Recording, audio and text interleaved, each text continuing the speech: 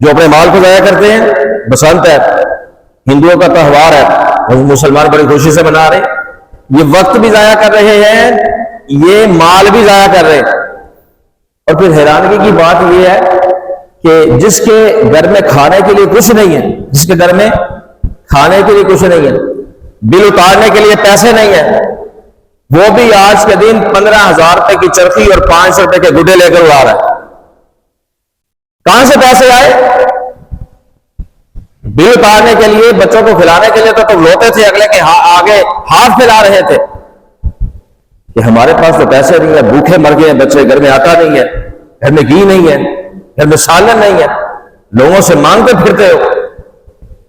اور جب بسنت آ گئی ہے تو 15,000 کے پنے بھی آ رہے ہیں، پتنگیں بھی آ رہی ہیں. کہاں سے پیسے آئے؟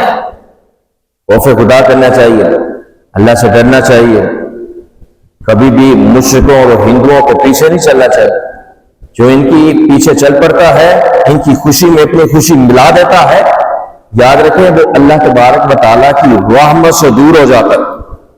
کیوں ان کی خوشیوں میں کیوں بسنت منائی جا رہی ہے تو مسلمان اپنے آپ کو عاشق رسول کہنے والے ہیں، اپنے آپ کو مسلمان کہنے والے، لیکن اس کے باوجود وہ ہندوؤں کا تہوار منا رہے ہیں.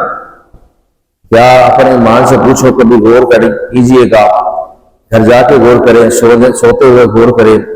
ہم جو کام کر رہے ہیں، یہ جو بسنت منائی جا رہی ہے، یہ جو ہندوؤں کا تہوار منایا جا رہا ہے، کیا گنبد خضرا میں مصطفیٰ علیہ السلام کا دل مبارک نہیں دکھتا ہو کہ امتی میرے، کلمہ میرا پڑا، میرے وسیلے سے اللہ نے سب کچھ عطا فرمایا.